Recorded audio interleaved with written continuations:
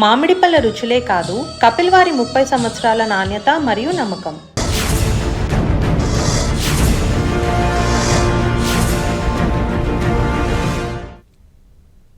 నమస్కారం. Big debate ప్రత్యేక చర్చ కార్యక్రమానికి స్వాగతం.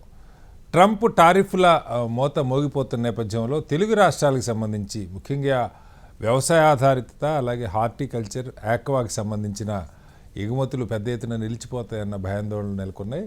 ఆంధ్రప్రదేశ్ ముఖ్యమంత్రి గారు ఇప్పటికే ప్రధానికి ఒక లేఖ రాశారు. ఈ సీజన్లో ఆక్వా రొయ్యల ఎగుమతి భారీగా దెబ్బతినే పరిస్థితుంది. ఇప్పటికే దాదాపు కిలోకి 40-50 రూపాయలు ధర పడిపోయినట్టుగా చెప్తూ ఉన్నారు.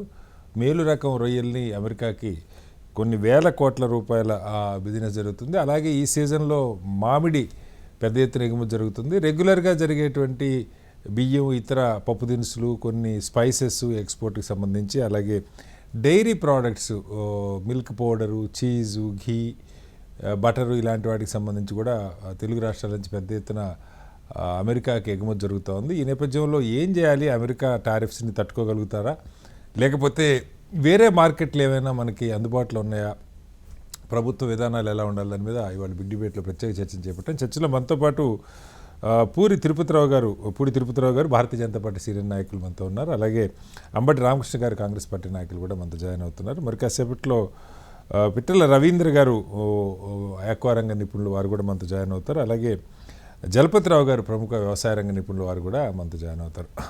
ముందుగా రామకృష్ణ గారు నమస్కారం. హలో రామకృష్ణ గారు, ఆంధ్రప్రదేశ్ సంబంధించి ముందు అక్కడి నుంచి వద్దాం. సరే, రెండు తెలుగు రాష్ట్రాలలో మనకి తెలిసి బియ్యం పెద్ద ఎత్తున బాస్మతి కానీ లేదా కొన్ని సన్న రకాలు మన దొరుకుతున్నాయి చక్కగా. కర్నూలు, సోనా మసూరి సహా అన్నీ అమెరికాలో దొరికాయి.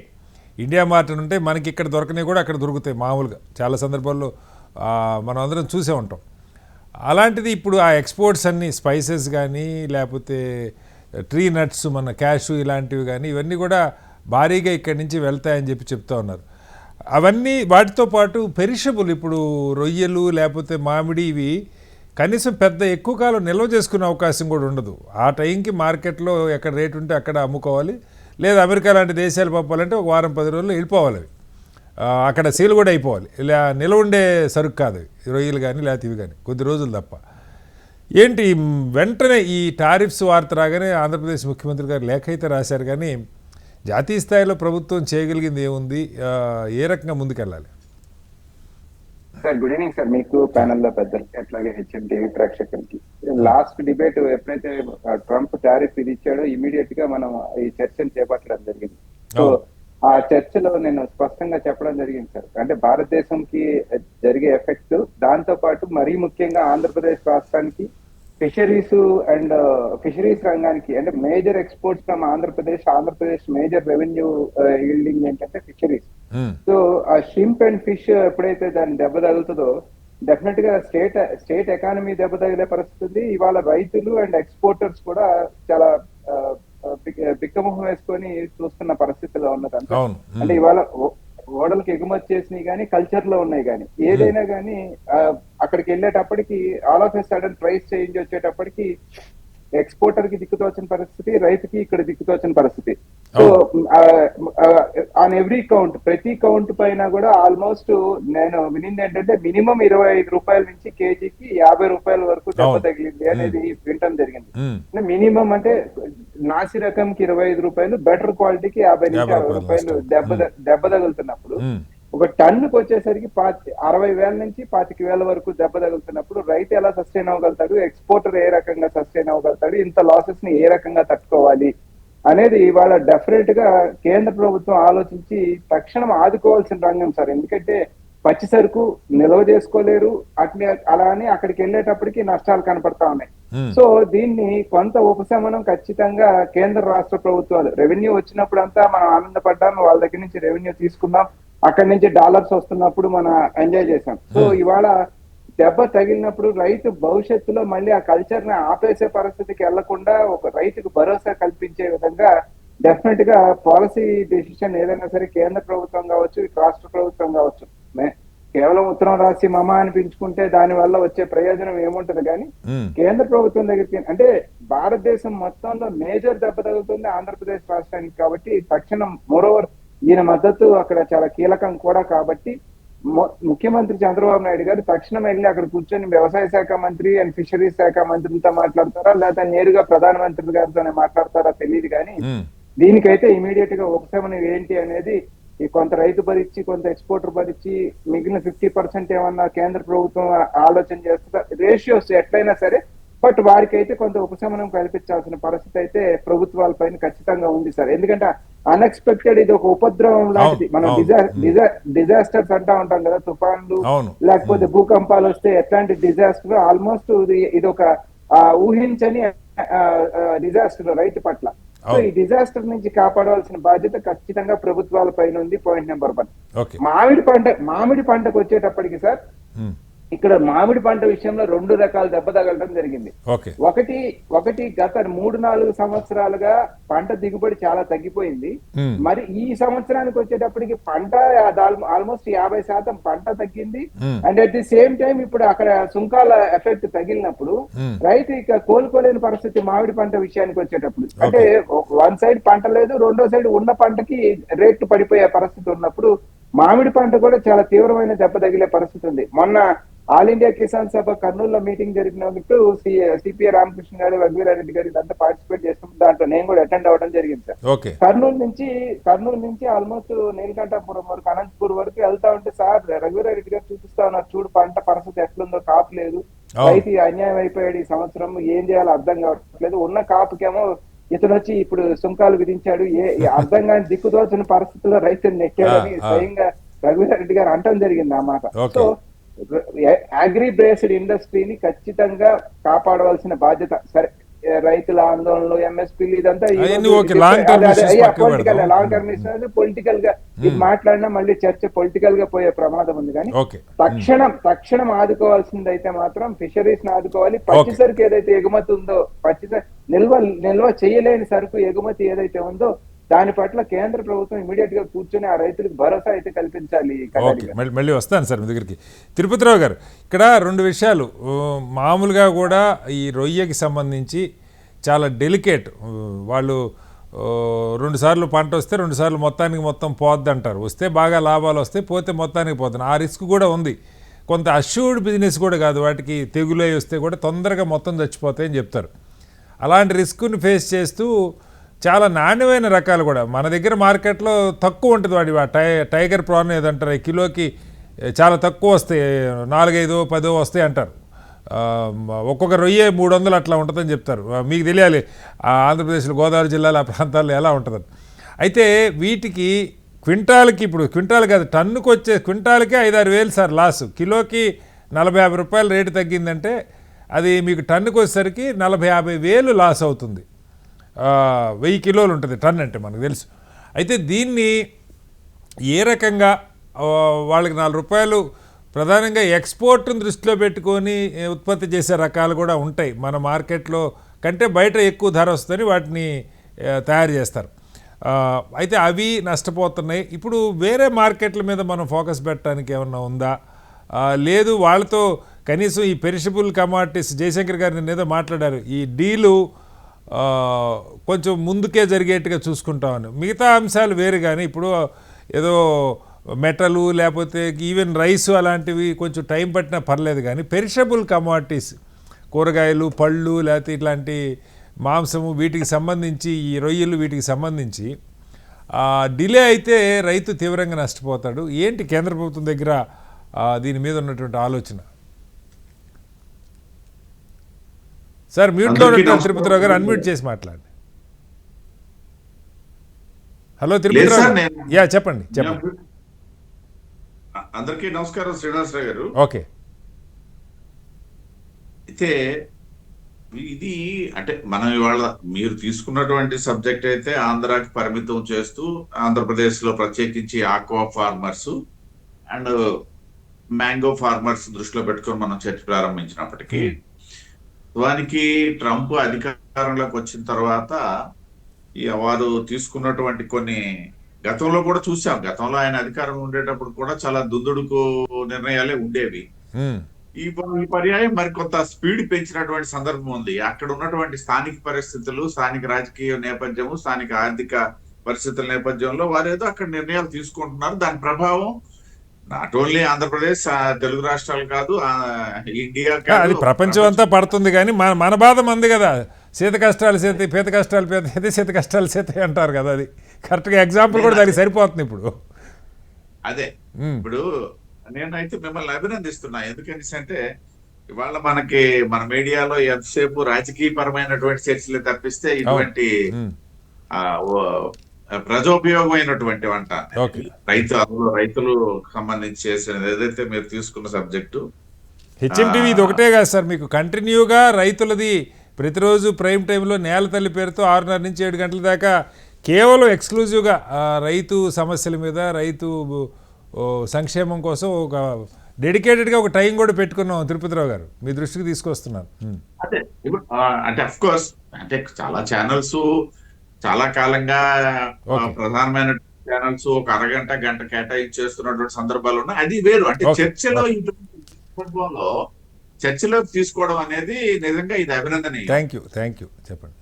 అయితే ఇక్కడ మనం అబ్జర్వ్ చేయాల్సింది ఏంటంటే ప్రత్యేకించి మన రాష్ట్రానికి వచ్చేసరికి ఆక్వా రంగము డెఫినెట్ గా ఇది అసలు ఆక్వా కల్చర్ అనేదే మీరు చెప్పినట్టుగా 2 పంటలు వస్తే ఒక పంట గ్యారంటీ పోద్దని 2 పంటలు కనుక దిగుబడి బాగుంది అనుకుంటే 3వ పంట పోద్ది అనుకునే రైతు అక్కడ అంటే రైతులు ఆక్వా రైతులు అంటాం కానీ అది కార్పొరేట్ కల్చర్. అది ఆల్మోస్ట్ కార్పొరేట్ కంపెనీలే ఉన్నాయి. మా శ్రీకాకుళం జిల్లాలో దాదాపు 4-5 కార్పొరేట్ కంపెనీలు 100 ఎకరాల్లో చేస్తున్నటువంటి సందర్భం కూడా ఉంది. దానివల్ల ప్రకృతిపరమైనటువంటి ఇబ్బందులు, రైతాంగానికి కొన్ని ఇబ్బందులు, లేకపోతే ఇట్లాంటివి కూడా మనం చాలా సందర్భాల్లో మాట్లాడాల్సి వస్తుంటది.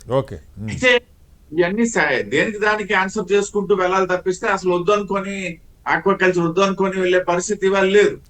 ఈవెన్ కొల్లేరు దగ్గర సమస్యలు తీసుకున్నా, లేకపోయినట్టయితే తీర ప్రాంతంలో ఉన్నటువంటి మిగతా సమస్య తీసుకున్నా సరే దానివల్ల అక్వాకల్చర్ వల్ల ఉన్నటువంటి సమస్యలు ఉన్నాయి. వాటిని అది ఓకే సార్. ఇప్పుడు మీరు అన్నట్టు కార్పొరేట్లు ఉన్నా కూడా మీరేం కార్పొరేట్లకు వ్యతిరేకం కాదు, ఆ సంగతి పక్కకు పెడితే ఇప్పుడు ఉపాధి కూడా బోల్డ్ మందికి దీనివల్ల సరే కార్పొరేట్లు పెట్టుబడులు పెట్టినా అక్కడ పొలంలో ఉన్న రైతు కూలీలు వాళ్ళకి ఉపాధి కూడా దొరుకుతుంది కదా. నేను శ్రీనివాసరావు గారు నాట్ ఓన్లీ నేను కంటిన్యూ చేసేది అదే చెప్తున్నా. ఏదైనా అప్పటికి ఇవాళ తీర ప్రాంతంలో ఉన్నటువంటి భూముల్లో రైతులు పండించుకొని లబ్ధి పొందేదానికి ఏమీ లేదు. ఇటువంటి ఏదైనా జరిగితే దాని ద్వారా వచ్చినటువంటి లబ్ధికి వీళ్ళ రైతుకి జీవనోపాధి ఖండించట్లేదు. అది అవసరం. అందువల్లనే సమస్యలు ఉన్నా సరే వాటిని ఒకవైపు అడ్రస్ చేసుకుంటూనే ఒకవైపు సర్దుబాటు చేసుకుంటూ వెళ్లాల్సినటువంటి పరిస్థితి ఉందని చెప్పడం నా ఉద్దేశం.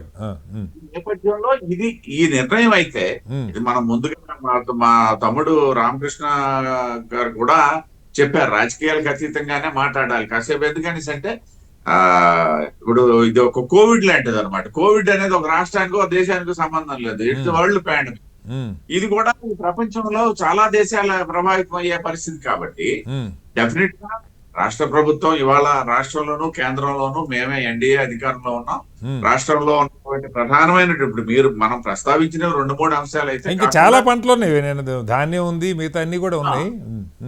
ఇప్పుడు అంటే ప్యాడీ మళ్ళీ వేరండి. మీరు అన్నట్టు ఈ పర్షబుల్ గూడ్స్ లోనే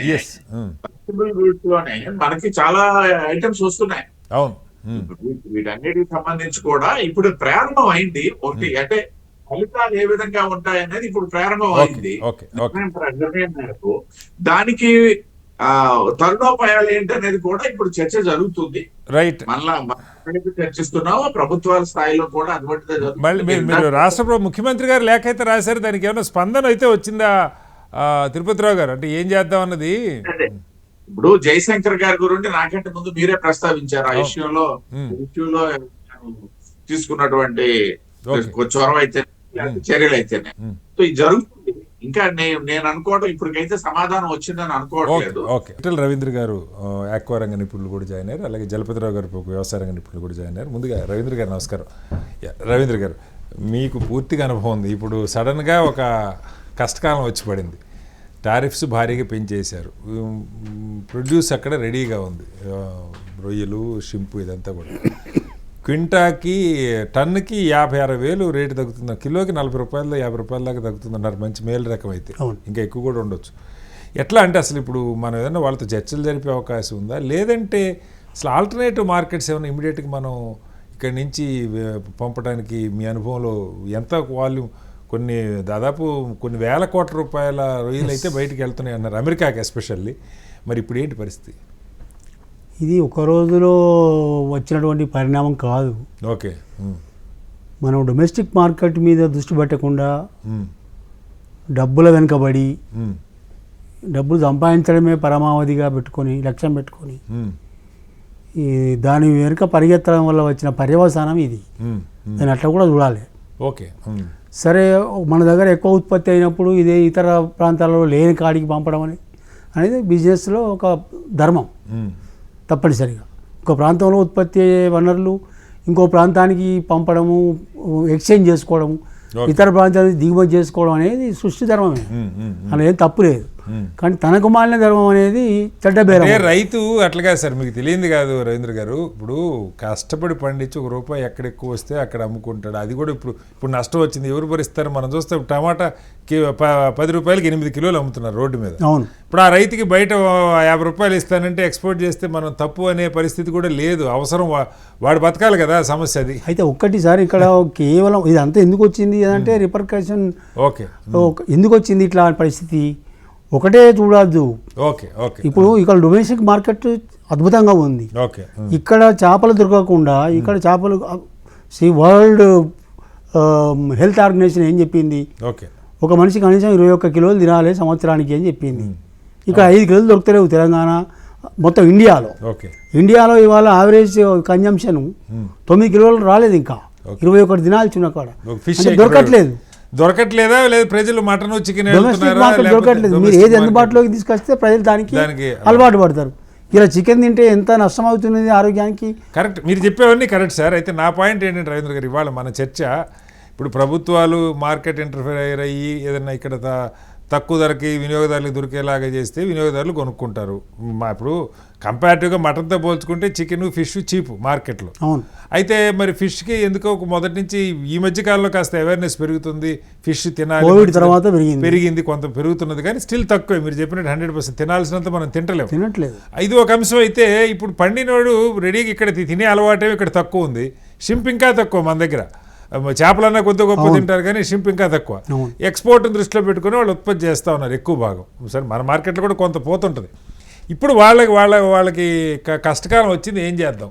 అది నా పాయింట్. అయితే ఇప్పుడు కష్టకాలం వచ్చిందని వాళ్ళు అంటున్నారు, కానీ ఈ దేశంలో మత్స్యరంగం మీద ఆధారపడినటువంటి మత్స్యకారులు కోట్లాది మంది, దాదాపు డైరెక్ట్గా 6 కోట్ల మంది మత్స్యకారులు ఈ దేశంలో ఉన్నారు. ఈ ఏమైనారు? ఉదాహరణకి ఇవాళ ఆంధ్రప్రదేశ్ తీసుకుందాం. మనం మాట్లాడుతున్న డిబేట్ అంతా కూడా ఆంధ్రప్రదేశ్ గురించి. తెలంగాణలో మీకు ఆ ప్రాబ్లం లేదు. ఇవాళ అమెరికా ప్రాబ్లం తెలంగాణ దాకా రాలేదు, ఆంధ్రప్రదేశ్ వరకే ఎండ్ అయింది.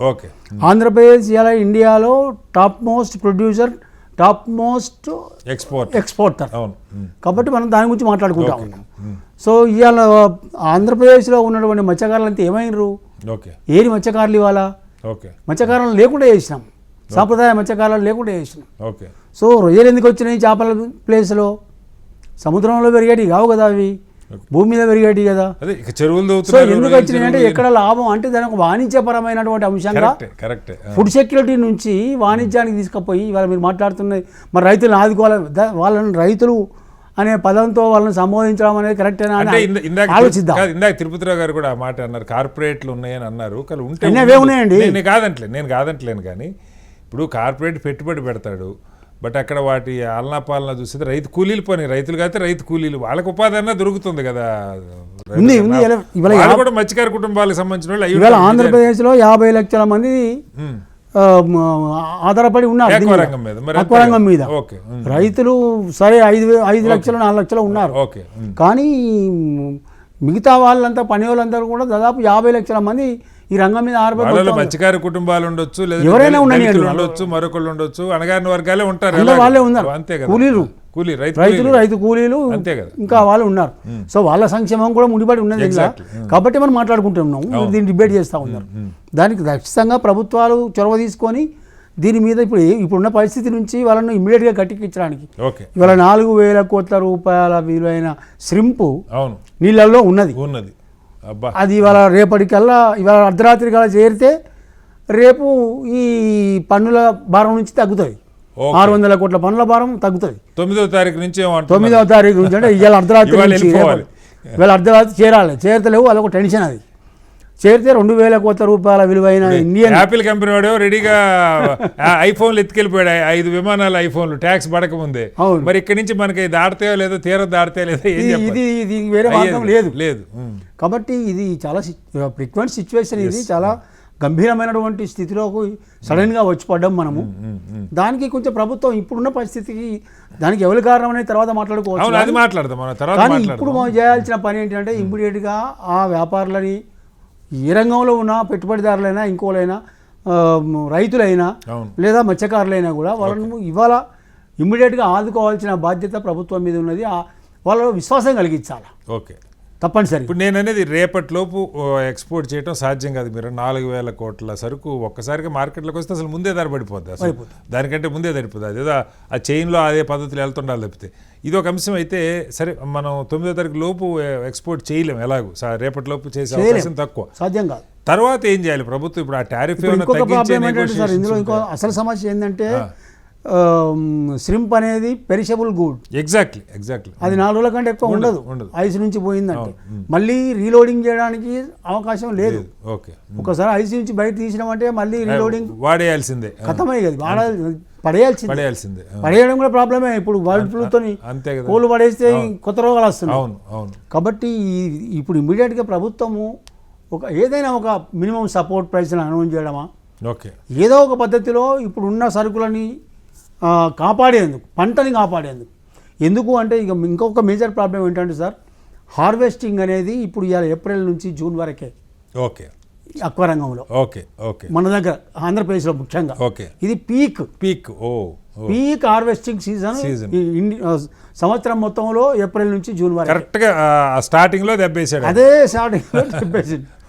4,000 కోట్ల వర్త్ మీకు సరుకు ఉన్నది అని అంటే ఎంత పెద్ద నష్టం అవుతుంది అది. అయితే దీనికి నేను అనేది గతంలో ఎప్పుడన్నా అంటే ఇప్పుడు చొరవ ఆంధ్రప్రదేశ్ ముఖ్యమంత్రి అయితే ఒక లేఖ రాశారు కేంద్ర ప్రభుత్వానికి, అయ్యా ఆదుకోండి మరి మా పరిస్థితి అని.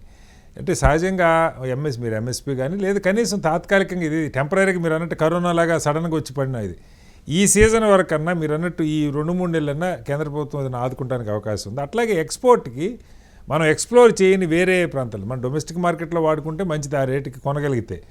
బయట అమెరికా కాకుండా వేరే మార్కెట్లు ఏమైనా ఉన్నాయా? ఎందుకంటే రైతులు చాలామంది చూస్తారు సార్ ఈ ప్రోగ్రామ్, హెచ్ఎంటీవీకి రైతులతో బాగా అనుసంధానం. ఇప్పుడు మనకు ఉన్నటువంటిది ఏంటి అంటే అమెరికా ఒకటే, వాళ్ళకు అవసరమైనటువంటి మొత్తము మెరైన్ ప్రోడక్ట్స్లలో 35% ఇండియా మీద ఆధారపడి ఉన్నది. కాబట్టి మనకు వేరే కంట్రీస్లలో చాలా చోట్ల సముద్రం అంతటా ఉన్నది. కాబట్టి మనకంటే ఆధునిక టెక్నాలజీతో ఇప్పుడు మనం 3 టన్నులు పర్ హెక్టార్కు మనం ఇక్కడ పండిస్తే ఇవాళ 9 టన్నులు పండించేటువంటి దేశాలు కూడా ఉన్నాయి ఈ భూమి మీద. కాబట్టి మనం కాంపిటీటర్లు కాదు. ఎందుకంటే ఇక్కడ రొయ్యలలో ఉండేటువంటి ఒక విధమైన మంచి లక్షణాలు, ప్రోటీన్ సంబంధించిన విషయాలలో, తర్వాత వైరస్కు సంబంధించిన తట్టుకునే శక్తి, పర్టికులర్లీ వనామీ లాంటి వెరైటీలలో నీకు వైరస్ తట్టుకునే శక్తి ఎక్కువ ఉండడం వల్ల, తర్వాత స్టాకింగ్ చేయడానికి shelf life is more than any other variety in the entire world. So shrimp అనేది ఇక్కడికి ఈ వేరే దేశాలలో ఈ వైట్ లెగ్ రొయ్యలు అనేవి ఎక్కడ పెరిగే అవకాశం లేదు. ఇవన్నీ కారణాల వల్ల ఆంధ్రప్రదేశ్లో ఉన్నటువంటి వాతావరణ పరిస్థితుల వల్ల అక్కడ మీకు ఒక సెంటర్ హబ్గా మారిపోయింది మొత్తం ప్రపంచంలోనే. కాబట్టి అది ఇక్కడ మనం వేరే దేశాలలో అమ్మడానికి సడన్గా అవకాశం లేదు. దాన్ని చేయగలిగితే ఇంకేమైనా ప్రాసెసింగ్లో అది కూడా మీరు అంటే ఏమైనా ప్రాసెస్ చేసి నిల్వ ఉంచే అవకాశం ఉన్నది. వాక్యూమ్ ఫ్రీజ్ డ్రైయింగ్ అనే ఒక టెక్నాలజీ ఉంది. పెరిషబుల్ కూడా అంటే 20 years షెల్ లైఫ్ను పెంచేటువంటి టెక్నాలజీ వచ్చింది. ఓకే, ఇమ్మీడియట్గా చేస్తే 1-2 ఇయర్స్ పెంచేటువంటి అవకాశం వచ్చింది. ఫ్రీజ్ డ్రైయింగ్ వచ్చింది, డ్రైయర్స్, సోలార్ డ్రైయర్ సిస్టమ్ వచ్చింది. ఓకే, ఇప్పుడు అంత తప్ప ఇప్పుడు ఉన్న స్థితిలో వాటిని యాజిటీస్గా వెట్ సిచ్యువేషన్లోకి ఉంచేటువంటి అవకాశం లేదు, because it is perishable. Okay, కాబట్టి ప్రభుత్వం వీటికన్నా ఒక లాంగ్ రన్కి సంబంధించిన అంశాలతో పాటు ఇప్పుడు ఇమ్మీడియట్గా ఇవాళ ప్రభుత్వం నుంచి ఒక ఇనిషియేషన్ రావాలి. ఒకటేమో చర్చలు జరపాలి అమెరికాతో. మొన్ననే ప్రధానమంత్రి గారు పోయి వచ్చినారు, మన ఆంధ్రప్రదేశ్ ముఖ్యమంత్రి గారు, తర్వాత అక్కడి నాయకత్వం చాలా చొరవ తీసుకొని మాట్లాడుతూ ఉన్నారు. అది చాలా మంచి సంప్రదాయం. రైతులను ఆదుకోవడానికి వ్యాపారులైనా రైతులైనా ఎవరైనా 50 లక్షల మంది, దాదాపు కోటి మంది జనాభా ఆధారపడేటువంటి రంగాన్ని ఆదుకోవడం ప్రభుత్వ బాధ్యత కూడా. కాబట్టి కేంద్ర ప్రభుత్వం కూడా అంతే బాధ్యతగా ఆలోచించాలి. ఇమ్మీడియట్గా ఏదైనా ఒక ఉపశమనాన్ని ఇమ్మీడియట్గా అనౌన్స్ చేస్తే మంచిది. ఆర్థిక మంత్రిని కూడా కలిసినట్టున్నారు, కానీ ఈ ప్రభుత్వం నుంచి ఇప్పటిదాకా సరైన స్పందన, ఒక విశ్వాసం కలిగించే స్పందన కనబడతలేదు. దయచేసి మీ మాధ్యమం ద్వారా ప్రభుత్వాన్ని దీనికి తగ్గట్టుగా మిగతా ప్రాంతాలలో ఉన్నటువంటి రైతులు కూడా, మత్స్యకారులు కూడా, ఆంధ్రప్రదేశ్ రైతాంగానికి ఇవాళ మనం వెనుక నిలబడాల్సిన బాధ్యత అందరి మీద దేశవ్యాప్తంగా కూడా ఉన్నది. ఓకే సార్, మళ్ళీ వస్తాను సార్ మీ దగ్గరికి. జలపతిరావు గారు, సార్ మీరు విన్నారు ఇప్పుడు యాక్వాకి సంబంధించి రవీంద్రరావు గారికి పూర్తి అనుభవం, రవీంద్ర గారికి వారు చెప్పారు. అంటే మొత్తం అసలు ఒక్క యాక్వా అనే కాదు, హార్టికల్చర్ అనే కాదు, వ్యవసాయ ఉత్పత్తులు అన్నీ, డైరీ ప్రోడక్ట్స్ కానీ, లేకపోతే మ్యాంగో కానీ, బియ్యం సరే ఇలాంటివి, స్పైసెస్ కానీ, ఏంటి అసలు ప్రభుత్వం ఏం చేయాలి? ఎస్పెషల్లీ బాగా పెరిషబుల్ అయిన ఇప్పుడు షింపు లేదంటే మ్యాంగో, అది కరెక్ట్గా మ్యాంగో కూడా ఇది సీజన్. వారు చెప్పినట్టు ఈ షింపుకి కూడా ఎలా అయితే ఇది పీక్ సీజను, మ్యాంగో కూడా ఇది సీజను. సరే, ఎక్కువ అల్ఫోన్సా లాంటి మన దగ్గర పండుతున్నాయి, మన బంగినపల్లి కూడా దొరుకుతాయి చాలా దేశాల్లో, రేటు బాగా ఎక్కువ అని రైతులు పాపం ఉత్సాహంగా పంపిస్తారు. ఇప్పుడు ఎట్లా ఏం చేయాలి? ఇలాంటి ఉత్పత్తులు వచ్చినప్పుడు జలపతిరావు గారు, మీరు ప్రభుత్వంలో కూడా వ్యవసాయ రంగంలో చాలా కాలం పనిచేశారు, అగ్రికల్చర్ యూనివర్సిటీ వీసీగా కూడా పనిచేశారు. అయితే ప్రభుత్వాలు ఆదుకున్న పరిస్థితి, మన మార్కెట్ కాకుండా బయట ఎక్స్పోర్ట్స్ ఇలా సడన్గా దెబ్బతిన్నప్పుడు వాటికి ఏదైనా ఇన్సూరెన్స్ కవరేజ్ ఉంటుందా? ప్రభుత్వాలు ఇంటర్వ్యూన్ అయ్యి అన్న తాత్కాలిక ఉపశమనం కలిగిస్తాయా? ఎలా అర్థం చేసుకోవాలి? జలపతిరావు గారు మ్యూట్లో ఉన్నట్టున్నారు, ఒకసారి అన్మ్యూట్ చేసి మాట్లాడండి. హలో జలపతిరావు గారు, సార్ మాట్లాడండి. ఆ మ్యూట్లో ఉంది సార్, అది ఒకసారి ప్రెస్ చేయండి సార్. జలపతిరావు గారు, మీ వాయిస్ రావట్లేదు. మాట్లాడండి సార్, మాట్లాడండి, గో హెడ్. పర్వాలేదు సార్, చెప్పండి. ఇది అంటే మనము కొద్ది రోజులుగా అనుకుంటున్నాము, అమెరికా ప్రెసిడెంట్ అయిన తర్వాత తప్పనిసరిగా తారీఫ్లు పెంచుతానని అందరి ఆలోచన ఏంటంటే ఏదో భారతదేశంతో సంబంధాలు బాగున్నాయి కాబట్టి మన మీద ప్రభావం తక్కువ ఉంటదని అటువంటి ఆలోచన. కానీ ఒక దేశానికి అంతగా వ్యత్యాసం చూపించడానికి అవకాశం లేదని బహుశా అందరికీ తెలుసు. ఉన్నంతలో తగ్గించడం ఖచ్చితంగా మన అందరికీ తెలుసు. మిగతా దేశాలకు పోల్చినట్టు మనల్ని అట్లా మభ్య పెట్టారు, ఏదో చాలా పెద్ద దోస్తానం ఉంది, మభ్యపడ్డాం మీ మాటల్లో చెప్పాలంటే. మనం ఊహించుకున్నాము ఆయన అంటే ఆయన దేశానికి ప్రెసిడెంట్ కాబట్టి నా దేశం ముఖ్యం, తర్వాతనే మిగతా దేశాలు అన్నప్పుడు భారతదేశం కూడా అమెరికా తర్వాతనే కదా ట్రంప్ గారు. మనకు మన దేశం ఎంతైతే ముఖ్యమో కావచ్చు. సరే, రెండోది దీంట్లో మనం అంతగా ఆలోచిస్తే ఏంటంటే మన దేశంలో ఉన్నటువంటి వ్యవసాయ ఆర్థికవేత్తలు అందరూ ఆలోచిస్తుంది ఏంటంటే ఈ పెరిగిన తారీఫులు ఒక విధంగా ఇబ్బంది, టెంపరీగా ఇబ్బందే కానీ దీర్ఘకాలికంగా మనకి ఏమాత్రం నష్టం ఉండదు, ఒక విధంగా మనం వాడుకున్నట్టయితే లాభమే అన్నటువంటి ఆలోచనలు కూడా ఉన్నాయి. ఆలోచనలు కూడా ఉన్నాయంటే తప్పనిసరిగా ఇప్పుడు ఇంతకుముందు మాట్లాడినట్టుగా టెంపరీగా కొన్ని 1-2 సంవత్సరాలు ఇబ్బంది అవుతుండొచ్చు. కారణం ఏంటంటే ఇప్పుడు మనం భారతదేశాన్ని ముఖ్యంగా చూసుకున్నట్టయితే భారతదేశం నుంచి అమెరికాకు పంపుతున్న దాంట్లో కేవలం 10-12% మాత్రమే అమెరికాకు పోతున్న వ్యవసాయ ఉత్పత్తులు. అంటే మిగతా దేశాలకు చాలా 80-85% పైన ఉత్పత్తులు వేరే దేశానికి వెళ్తున్నాయి. సమస్య ఎక్కడ వస్తుందంటే 2-3 రకాల ఉత్పత్తులు, ముఖ్యంగా ఇంతకుముందు మాట్లాడినటువంటి ష్రింప్ గానీ, ఫిష్ గానీ, ఇలాంటివన్నీ దాదాపు 50% అమెరికాకే పోతున్నాయి. కానీ ఇప్పుడు చూసినట్టయితే వేరే దేశాలకు మనకు అవకాశం ఉందా అని ఆలోచించినట్టయితే మిగతా దేశాలకు కూడా ఇంతకంటే ఎక్కువ మొత్తంలో తారీఫులు ఉన్నాయి, ఒక ఈక్వెడార్ తప్ప. ఈక్వెడార్ అమెరికాకు దగ్గర ఉండటము, వాళ్ళకి అవకాశాలు ఎక్కువ ఉంటాయి, అది వేరు. అని ఒక ఈక్వెడార్ ఆ చిన్న దేశం అమెరికాకు సంబంధించినట్టుగా ఎంత మొత్తంలో సరఫరా చేస్తుంది అన్నది ఒకటి. రెండోది శ్రీనివాసరావు గారు నేను అనేది ఏంటంటే, ఇది టెంపరీగా మనకు ఇబ్బంది కాదు, అమెరికా ప్రజలకు కూడా ఇబ్బందే. ఇప్పుడు మనం ఇంతకంటే ధర కంటే మేము తక్కువగా అమ్మలేము అన్నటువంటి మన వ్యాపారవేత్తలు, మన దేశంలో ఉన్నటువంటి వ్యాపారవేత్తలు నిర్ణయం తీసుకున్నట్టయితే అమెరికా ప్రజలకు ధర పెరుగుతుంది. అవును, ఆ సమస్య ఉన్నది. ఆయన ఏదో ద్రవ్యోల్బణం పెరగలేదని కూడా నిన్న ప్రకటించాడు. ఆయన ఇప్పుడు అనుకుంటున్నారు, కానీ ఇప్పుడు మనం చూసాం అనుకోండి, వేరే దేశాలు ఎక్కడి నుంచి కూడా ఒక వస్తువు అమెరికాకు రాలేదు, ఇప్పుడు స్టెంపు లేదు, ఎక్కడ లేనప్పుడు పెరుగుతాయి కదా, మరి వాళ్ళ రేట్లు పెరుగుతాయి కదా, అధిక రేటు పెట్టి. ఇప్పుడు మనకు కూడా ఇంపోర్ట్స్ లేకపోయేసరికి రేటు పెరుగుతుంది కదా. అవును, కాబట్టి ఇది అమెరికా ప్రజలకు అసలు పెద్ద సమస్య. కాకపోతే మనకున్నటువంటి వ్యవసాయ రంగంలో చూసినట్టయితే చిన్న చిన్న రైతులు, చిన్న చిన్న వ్యాపారస్తులు, వీళ్ళందరికీ టెంపరీగా కొద్దిగా ఇబ్బంది. అంటే కాదు సార్, మీకు తెలియదు కాదు జలపతిరావు గారు, ముఖ్యంగా షింప్ ఇట్లాంటి 2 పంటలు వస్తే ఒక పంట పోద్ది అన్నది ఎప్పటి నుంచో చెప్తారు. మొత్తం చేతులు కాల్చుకొని ఆస్తులు అమ్ముకునేవారు. సరే, ఇప్పుడు కార్పొరేట్లు ఉంటే ఉండుండొచ్చు ఆ రంగంలో పెద్ద పెద్దవాళ్ళు. అది పక్కకు పెడితే కేంద్రం ఇలాంటి విపత్కర పరిస్థితుల్లో ఆదుకోవాలని ఇప్పుడు రవీంద్ర గారు లాంటి వాళ్ళు దశాబ్దాలుగా ఏక్వా రంగం మీద పనిచేసిన అనుభవం ఉన్న వాళ్ళు చెప్తా ఉన్నారు. ముఖ్యంగా పెరిషబుల్ కమాడిటీ నిల్వ చేసుకోవడం. ఇప్పుడు బియ్యం అనుకోండి 4 రోజులు గోడౌన్లో పెట్టుకోవచ్చు, ఇది నిల్వ చేసుకునే అవకాశం కూడా లేదు. ఆ టెక్నాలజీ కూడా ఇంకా మనకి సంవత్సరం పాటు నిల్వ చేయొచ్చు అన్నారు, కానీ ఆ టెక్నాలజీ కూడా మనకి ఇంకా పూర్తిగా అందుబాటులో వచ్చిందా, కాస్ట్ ఎఫెక్టివ్ కాదా కూడా మనకు తెలియదు. బట్ ఇప్పుడు వెట్గా ఉన్న వాటిని వెంటనే పంపించకపోతే ఆయన చెప్తున్నారు 4,000 కోట్ల సరుకు నీళ్ళల్లో ఉంది. ఇప్పుడు అది ఇవాళ రాత్రికి వెళ్తే లాభం, ఇవాళ రాత్రికి వెళ్ళే అవకాశం లేదు కదా. ఐఫోన్లు కాదు కదా, యాపిల్ విమానంలో పంపించినట్టు పంపిస్తారు. ఇప్పుడు దీంట్లో మీరు అన్నట్టుగా ఈ షింప్ కానీ, ఫిష్ కానీ, మెరైన్ ప్రొడక్ట్స్ మీరు అన్నట్టుగా రకరకాల సమస్యలు అంటే మామిడి పండ్లకు ఇప్పుడు తెలంగాణ అన్ని రాష్ట్రాల్లో మామిడి పండ్లు కూడా ఇప్పుడు సీజన్, ఇప్పుడు హార్వెస్టింగ్ సీజన్. ఇవి కూడా ఎక్కువ రోజులు నిల్వ ఉంచడానికి అవకాశం లేదు, నిల్వ ఉంచితే అనవసరంగా ఖర్చు పెరుగుతూ ఉంటాయి. తర్వాత సరైన సమయంలో తినకపోతే అందరికీ ఇబ్బందులే. కాబట్టి ఈ రంగంలో ముఖ్యంగా ప్రభుత్వానికి ఎంత అవకాశం ఉందో తెలియదు, కానీ ఇట్లాంటి మీరు అన్నట్టుగా పెరిషబుల్ తొందరగా చెడిపోయే అవకాశం ఉంది, ఎవరికి పనికి రాకుండా పోతాయి. ఇక్కడ కూడా మన డొమెస్టిక్ గా ఎంత వాడుకున్నా కానీ వినియోగం పూర్తి స్థాయిలో లేనప్పుడు వాటికి తప్పనిసరిగా ఎక్స్పోర్ట్ ఏదన్నా ఒక సబ్సిడీ కానీ ఏదన్నా ఇచ్చి టెంపరీగా ఆదుకోవాల్సిన అవసరం ఉందన్నది అది నిర్విధాంశం. ఎందుకంటే చిన్న చిన్న రైతులు కూడా ఉంటాయి. ఇప్పుడు మామిడి చూసారనుకోండి, చాలా చిన్న మంది రైతులు ఉంటారు. ఇప్పుడు వ్యాపారస్తులు ధర పెట్టలేదనుకోండి, అనవసరంగా చాలా ఇబ్బందులు పడే అవకాశం కాదు సార్. ఇక్కడ సమస్య ఏంటంటే ఎక్స్పోర్ట్ క్వాలిటీ చిన్న రైతున్నా పెద్ద రైతున్నా అది బయటికి వెళ్తే ఇక్కడ మిగతా వాటికి ధర ఉంటుంది, అది వచ్చి ఇక్కడ పడిపోతే ఇక్కడ ధర పడిపోయి ఆ చిన్న రైతు ఇంకా రెడ్డి నూతుంది. సమస్య అది. అదే ఎక్స్పోర్ట్ కాకపోయేసరికి ఈ వ్యాపారస్తులు రైతులకు ధర పెట్టారు, ఇప్పుడు కొనరు.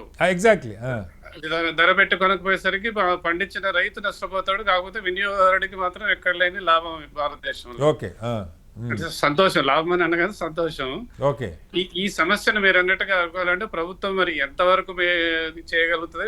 రెండో ముఖ్యమైన విషయం ఏంటంటే పెరిషబుల్, చెడిపోయేటువంటి అవకాశం ఉన్న పంటలకు మాత్రం ఇవ్వాలి. కొద్ది రోజులు నిల్వ ఉంచుకునేటువంటి పంటలకు, వస్తువులకు, ఉత్పత్తులకు తర్వాత ఆలోచించుకోవచ్చు, కానీ ఇలాంటి దాన్ని చేయాలనేది మాత్రం తప్పనిసరిగా ఈ ప్రభుత్వాలు ఆలోచిస్తాయని అనుకుంటున్నాను.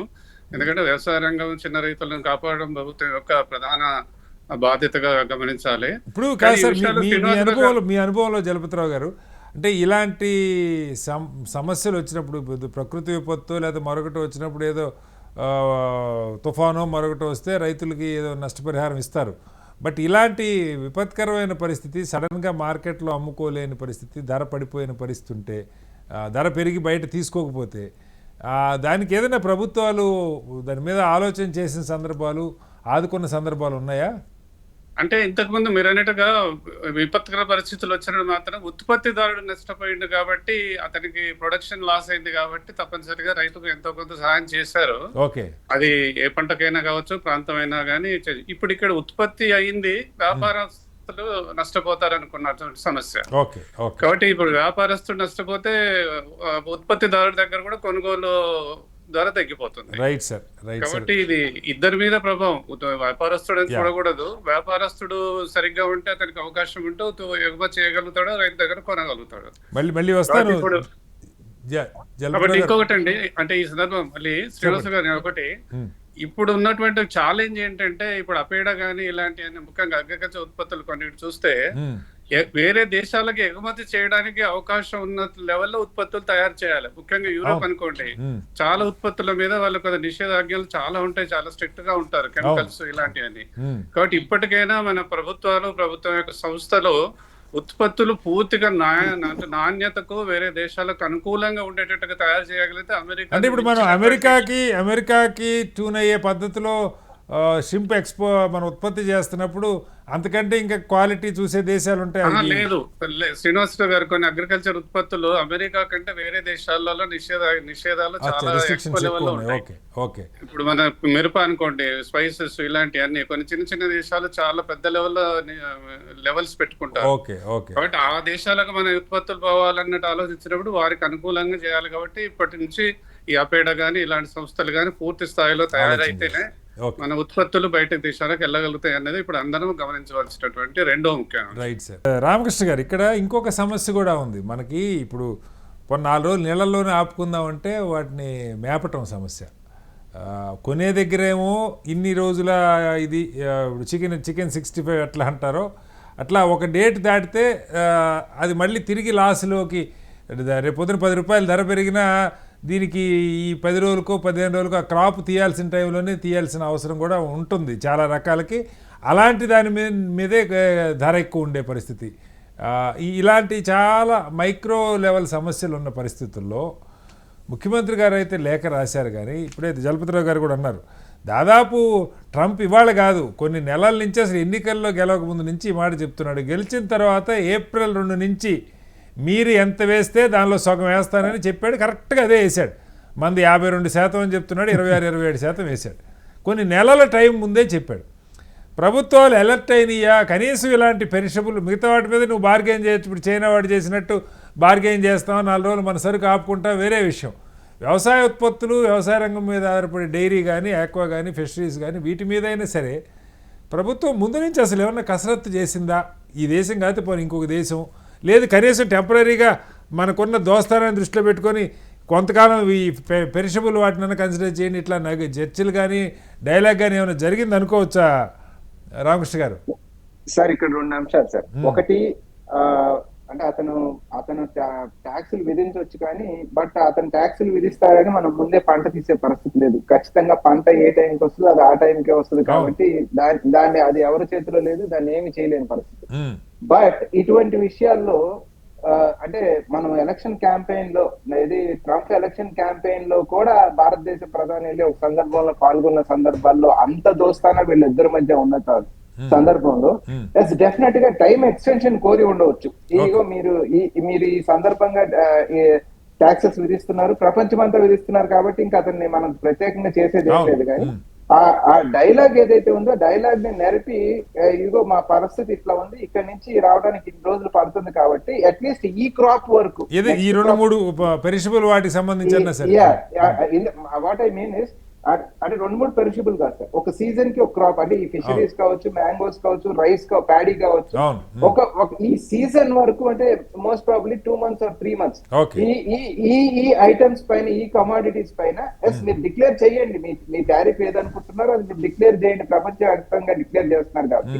బట్ ఈ క్రాప్స్ వరకు పెరిషబుల్ ఏదైతే ఎన్ని కమాడిటీస్ ఉన్నాయో ఆ కమాడిటీస్ వరకు ఒక సీజన్, ఒక క్రాప్ సీజన్ అయ్యే ఎగ్జంప్షన్ ఇవ్వండి అని ఒక డైలాగ్ నడిపి వాళ్ళతో చర్చలు జరిపి ఉండాల్సింది. అటువంటిది ఎక్కడా కూడా ఇనిషియేషన్ తీసుకున్నది మనకి న్యూస్ లో కానీ గవర్నమెంట్ కూడా బయటకు వచ్చి మేము ఈ చర్చలు జరిపాము, తద్వారా వారి దగ్గర నుంచి మనకి ఇది వచ్చింది అనేది ఈ డైలాగ్ జరిపినట్టు మనకి ఎక్కడ కనపడలేదు సార్. సో అంటే ప్రభుత్వం కూడా ఎక్కడా కూడా అప్రమత్తంగా ఉన్నట్టు కనపడలేదు. Because knowing the fact that ఈ సీజన్ లో క్రాప్ వస్తుంది, ఇప్పటికి ఇక్కడ నుంచి షిప్మెంట్ చేస్తే ఇన్ని రోజుల్లో వెళ్తుంది కాబట్టి డెఫినెట్ గా టారిఫ్ పడే అవకాశం ఉంది అనే అనాలిసిస్ ముందే చేసుకుని ఆ ప్రభుత్వంతో మనం చర్చలు జరుపుకుండాల్సింది, ఒప్పించుకునే అవకాశం కూడా ఉంది. అంతే బికాస్ బై అండ్ లార్జ్ ఇందాక పెద్ద చెప్పినట్టు మన ఎక్స్పోర్ట్, మన ఇన్కమ్ మనకెంత ముఖ్యమో వాళ్ళ కమోడిటీ కూడా అంతే ముఖ్యం ముఖ్యం కాబట్టి కదా. కొంత చర్చలు జరిపి ఉండవలసింది, అది కనపడలేదు. సో కనపడని పర్యవసానం ఏమైంది, వాళ్ళ ఫిషరీస్ ఒక్కటే 1.1% of Indian GDP, more than 3 crores of farmers, 3 కోట్ల మంది పైగా రైతులు ఈ దేశం మీద ఫిషరీస్ మీద ఆధారపడి ఉన్నారు. అటువంటి తరుణంలో ప్రభుత్వం ఇంత నెగ్లెక్ట్ చేయడం, అంటే అందరికీ అవుతుంది కాబట్టి మనకే అవుతుంది అని వదిలేయటం అనేది ఎంతవరకు న్యాయం, ప్రభుత్వం యొక్క దూరదృష్టి ఎంతవరకు ఉంది అనేది ఇక్కడ చర్చించుకోవాల్సిన అంశం. ఒకటి. 2, నేను మళ్ళీ కోట్ చేస్తున్నా, బట్ నేను కోట్ చేస్తున్నాను కానీ my intention is not to politicize that. నెల క్రితం రాహుల్ గాంధీ గారు పార్లమెంట్ లో ఎకనామిక్ సర్వే ప్రెజెంట్ చేసిన సందర్భంలో కూడా మనకు అక్కడి నుంచి విపరీతమైన దెబ్బ తగలబోతా ఉంది. కొన్ని రంగాలపైన మనం అప్రమత్తంగా ఉండాలి, మనం ముందే చర్చలు జరపడమా, చర్యలు తీసుకోవడమా, ఏదో ఒకటి చెయ్యాలి అని అతను పార్లమెంట్ లో ప్రభుత్వాన్ని అలర్ట్ చేయడం జరిగింది. సో అలర్ట్ చేసినప్పటికీ కూడా ప్రభుత్వం కొంత మీనమేషాలు లెక్కేయడం, అంటే మా దోస్తే కదా మమ్మల్ని ఏం చేయడు అని అతి నమ్మకంతో ఉన్నారో ఏమో తెలియదు కానీ ఎండ్ ఆఫ్ ద డే 3 కోట్ల మంది భారత రైతులు కేవలం ఫిషరీస్ పైన ఆధారపడి ఉన్న రైతులు మాత్రమే దెబ్బతింటాం అనేది ఇక్కడ కనపడతా ఉంది. అదర్ దాన్ దట్ ఇప్పుడు మళ్ళీ అదనంగా మ్యాంగో రైతులు కావచ్చు, లేకపోతే హార్టికల్చర్ కి సంబంధించిన డిఫరెంట్ సెక్టార్స్ డైరీ ప్రొడక్ట్స్ కూడా ఉన్నాయి సార్. డైరీ ప్రొడక్ట్స్ కూడా దాదాపు 2,200 కోట్ల పైగా మనకి 2,000 కోట్ల పైగా ఎక్స్పోర్ట్ అవుతా ఉన్నాయి. సో అటువంటి తరుణంలో వీళ్ళు ఎక్కడా కూడా ఈ చర్చలు గాని చర్యలు గాని తీసుకున్నప్పుడు వివిధ రంగాలకు, అంటే green revolution, white revolution, blue revolution, 3 రంగాలకు సంబంధించిన రైతులు ఇవాళ ఈ దేశంలో దెబ్బతింటా ఉన్నారు. దాన్ని ఇప్పటికైనా ప్రభుత్వం కూర్చొని వారికి ఇన్పుట్ సబ్సిడీ, సార్ లాస్ట్ జవాబు, మీరు ఇన్పుట్ సబ్సిడీస్ ఇస్తారా, లేకపోతే క్రూడ్ ఆయిల్ ప్రైసెస్ విపరీతంగా తగ్గిన తరుణంలో అట్లీస్ట్ ఫార్మర్స్ కి ప్రొవైడ్ చేసే డీజిల్ ప్రైసెస్ తగ్గిస్తారా, లేకపోతే జిఎస్టీ అండ్ ఫర్టిలైజర్స్, లేకపోతే పెస్టిసైడ్స్ వీటి మీద విపరీతంగా విధిస్తా ఉన్నారు సార్, అవి విపరీతంగా పెరిగినాయి. సో వాటిని తగ్గిస్తారా, రైతుకి ఇమీడియట్ గా భరోసా కల్పించాల్సిన పరిస్థితి అయితే వాళ్ళ ప్రభుత్వం పైన ఉంది. ఇమీడియట్ గా దీన్ని ప్రజల్లోకి తీసుకెళ్లాల్సిన బాధ్యత, ప్రజలు ఇన్ ద సెన్స్ రైతుల్లోకి తీసుకెళ్లాల్సిన బాధ్యత కూడా ప్రభుత్వం పైన ఉంది. కటారి గారు. రైట్ సార్, మీరు వస్తాను ఒకసారి. రవీంద్ర గారు, ఇక్కడ పాయింట్ ఇందాక మనం మాట్లాడుతుంటే, అంటే మీరు చెప్తున్నారు ఈ పర్టికులర్ షింప్ ప్రపంచంలో ఎక్కడ దొరకదు, దీనిలో ఉండే ప్రోటీన్ కానీ ఇది కానీ అని. ఇలాంటివి మనం అల్ఫోన్స్ ప్రపంచంలోనే ఒక టాప్ క్వాలిటీ మ్యాంగో అని చెప్తారు. అట్లా కొన్ని వెరైటీస్ మన దగ్గర నుంచి మిగతా ఎక్స్పోర్ట్స్, ఇప్పుడు ఐటీ ఎక్స్పోర్ట్స్ లేకపోతే మరొకటో స్టీలు, మెటల్, ఇవి కొంత డిలే అయినా పర్లా. మంచి పాయింట్ వచ్చింది మన దగ్గర. నా దగ్గర డీటెయిల్స్ లేవు కానీ మీ దగ్గర ఎలా అయితే ఆక్వాకి సంబంధించిన డీటెయిల్స్ ఉన్నాయో 4 కోట్ల సరుకు ఉందని కామర్స్ మినిస్టర్ గారి దగ్గర ఐటెం బై ఐటెం ఎంత ఎక్స్పోర్ట్ అవుతుంది అమెరికాకి, ఇది ఆగితే ఎంతమంది నష్టపోతారు, ఎంత మన ఫారిన్ కరెన్సీ తగ్గి, ఈ డేటా అంతా ఉంటుంది వాళ్ళ దగ్గర. ఉన్నప్పుడు నెగోషియేషన్స్లో ఒకటి కాకపోతే ఒకటన్నా కనీసం ఈ సీజన్ వరకు మాకు ఈ అగ్రి ప్రోడక్ట్స్ వీటికి సంబంధించి ఆక్వా కానీ ఫిషరీస్ కానీ ఇవి నష్టపోతారు, ఆల్రెడీ ఫీల్డ్లో మిమ్మల్ని నమ్ముకొని వేస్తున్నాయని. ఎందుకంటే ఆయన చాలా దేశాలు, ఇప్పుడు కెనడా మీద అన్నాడు వెనక్కిపోయాడు, ఇప్పుడు ఇజ్రాయెల్ ఆల్రెడీ నిన్న పోయి డైలాగ్ జరుగుతూ ఉంది, ఈక్వెడార్కి తీసాడు, అలా కొన్ని బెలారస్, మెక్సికో కొన్ని తీసాడు. ఇండియాతో చాలా బెస్ట్ ఫ్రెండ్, మోడీ గారి కంటే గొప్ప డీల్ మాట్లాడేవాళ్ళు లేరని చెప్పి బేరగడలేడని కూడా ఆయన చాలా సందర్భాల్లో కోట్ చేస్తున్నాడు. మరి ఏది మనకి అక్కడ ఫలితం? పవర్ గేమ్లో విన్ సిచ్యువేషన్ ఎక్స్పెక్ట్ చేయడం న్యాయం కాదు. ఓకే, జియో పొలిటికల్ సిచ్యువేషన్లో ఇవాళ ఉన్న ప్రపంచ రాజకీయాల సంబంధించి ఇలా struggle for supremacy, not for existence, struggle for supremacy. ఆ గేమ్లో భాగంగా ఈ tariffs, imposition of all these tariffs. కాబట్టి దీన్ని ఆ కోణంలో కూడా చూడాల్సిన అవసరం ఉన్నది. లొంగ తీసుకోవడానికి ఒక వ్యాపారాన్ని ఒక ఆయుధంగా మార్చుకోవడం అనేది ఒక కొత్త జియో పొలిటికల్లో ఒక కొత్త ఆయుధం ఇది. దాన్ని అట్లా కూడా మనం గమనించాలి. అంతర్జాతీయ సంబంధాలు అనేటువంటివి ఎగుమతులు దిగుమతుల మీద కూడా ఆధారపడి ప్రభావం చూపిస్తాయి అనేది మొదటి నుంచి మనకు అంచనా ఉండాలి. ప్రభుత్వాన్ని పరిపాలించే వాళ్ళకి ఈ అంచనాలు, దేశాన్ని పరిపాలించే మనకి ట్రంప్ ఎలక్ట్ అయిన తర్వాత ఆయన ఈ టారిఫ్స్ April 2 అని ప్రకటించి కూడా నాకు గుర్తుండే 2 నెలలు దాటిపోయింది. చాలా రోజులు ఆయన ఎలక్షన్ క్యాంపెయిన్ లో కూడా ఈ మాట అన్నాడు కానీ డేట్ ఆడిండు, ఏ మేరకు ఎట్లా అనేది అనలేదు. ఆ సౌండ్ ఆయన హింట్ ఇచ్చిండు. ఇచ్చిండు. సో మనం ఏమనుకున్నామంటే ఓవర్ రైడింగ్ లో మనకు చాలా మిత్రుడు కదా, మనల్ని వదిలేస్తలే మన ఒక్కరిని అనే దూరంలో మనం ఉన్నామేమో అనిపిస్తున్నది ఇప్పుడు చూసిన సిచ్యువేషన్ చూస్తూ ఉంటాం. But that is not diplomacy. కాబట్టి ఇప్పుడు డిప్లొమాటిక్గా ఇప్పటికైనా కూడా మన ప్రభుత్వం మేలుకొని ఇప్పుడు యాక్చువల్లీ సార్ ఆ డీల్ వాళ్ళు చెప్పిన $500 ట్రిలియన్ $500 బిలియన్ ఎక్స్పోర్ట్ డీలు అన్నీ చెప్పింది సెప్టెంబర్ అక్టోబర్ కానీ.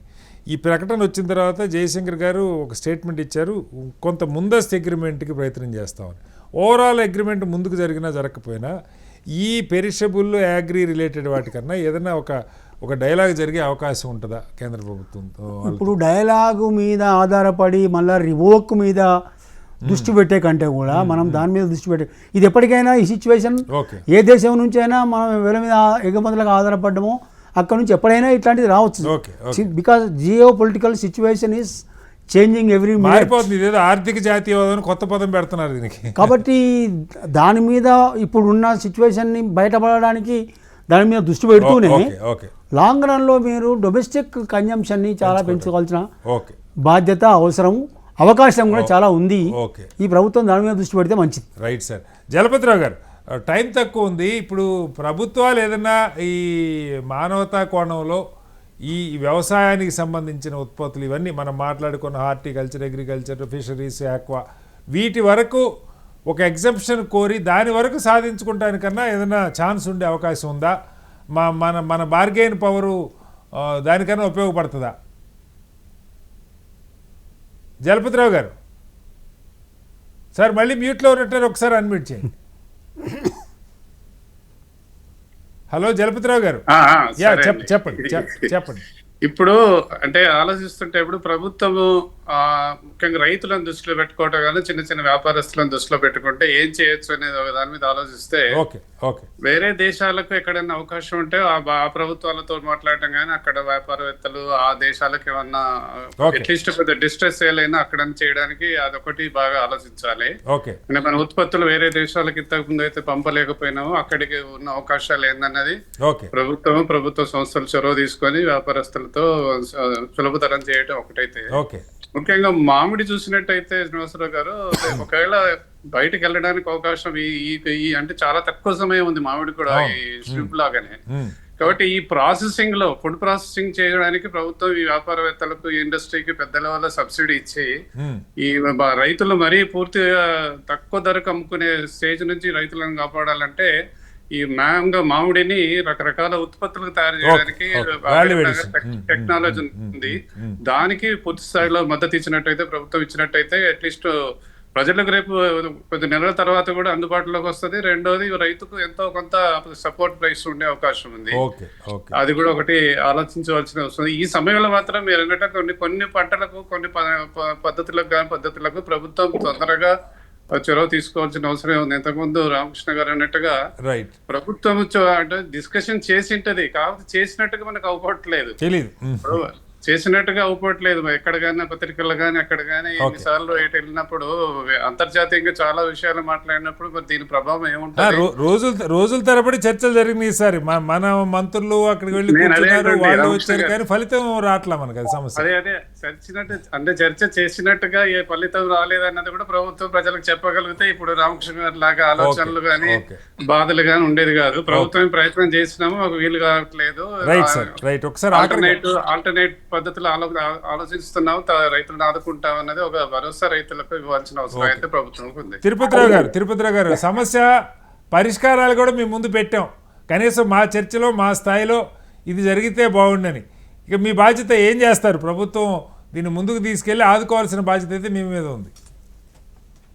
ఇక్కడ అసలు చర్చలో మిస్సింగ్స్ ఏంటంటే, చెప్పండి, మిస్ అయినటువంటి ఐటమ్స్.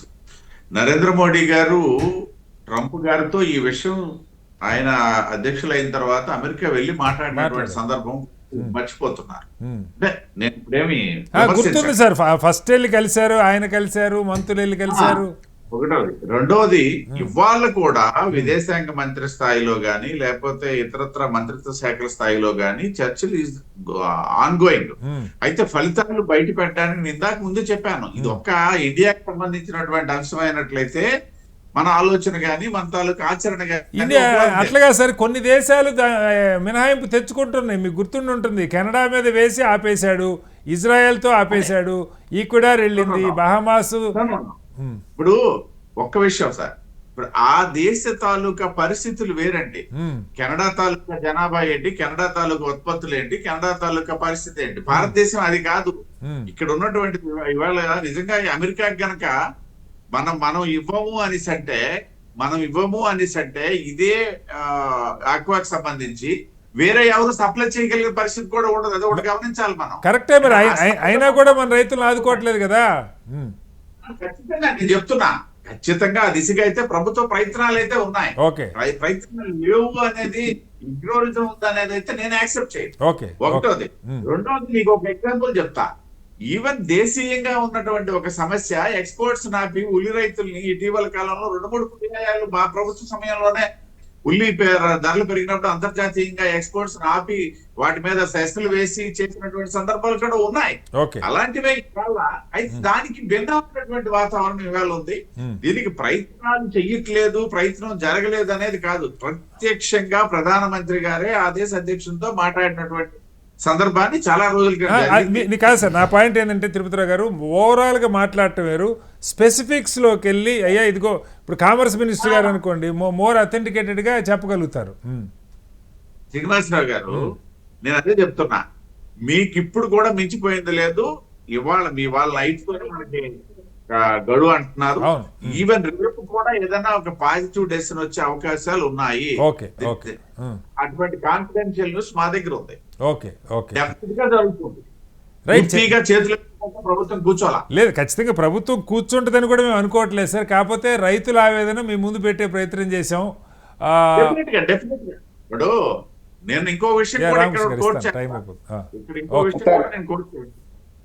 దేశంలో వాళ్ళ రైతాంగానికి సంబంధించి ఏదైతే ఉత్పత్తులకు సంబంధించి గతంలో ఉన్నటువంటి అమ్ముకోవడానికి, సరే అది పూర్తి స్థాయిలో సాధ్యపడిందని చెప్పడానికి నేనేమి సాహసించను ఒక రైతుగా. కానీ గతంలో కొంటే మెరుగైనటువంటి ఫలితాలు ఇవాళ సాధించడం జరిగింది. ఈ ఆక్వా రంగంలో కూడా మీరు గత పరిస్థితులు తీసుకుంటే, అఫ్ కోర్స్ కార్పొరేటీకరణ జరిగింది, దానివల్ల ఇవాళ సాధారణ రైతులు ఎవరు అందులో లేరని నేను ముందు చెప్పడానికి కూడా ఒక సైడ్ వెళ్ళేటప్పుడు ఇంకోటి టైం అయిపోయింది, మన్నించాలి తిరుపతిరావు గారు. నేనేమో ప్రభుత్వం దీని మీద చర్యలు అయితే తీసుకోవాలని కోరుకుందాం. ఒక ఆక్వా రంగ రైతులే కాకుండా హార్టికల్చరు, లేకపోతే డైరీ, సాధారణ వ్యవసాయ ఉత్పత్తులు అన్నిటికీ కూడా సమస్య ఉంది. కేంద్ర ప్రభుత్వం దీని మీద వెంటనే మాట్లాడి కనీసం వ్యవసాయ ఆధారిత వ్యవసాయ రంగానికి సంబంధించిన వాటికైనా ఒక మినహాయింపు సాధిస్తే బాగుంటుంది అన్నది చర్చలో వచ్చిన సారాంశం. చర్చలో పాల్గొన్న రవీంద్ర గారికి, జలపతిరావు గారికి, తిరుపతిరావు గారికి, అలాగే రామకృష్ణ గారికి ప్రత్యేకంగా ధన్యవాదాలు. ఇది వాళ్ళ బిగ్ డిబేట్. రేపు మరో మళ్ళీ కలుద్దాం. నమస్కారం, సెలవు.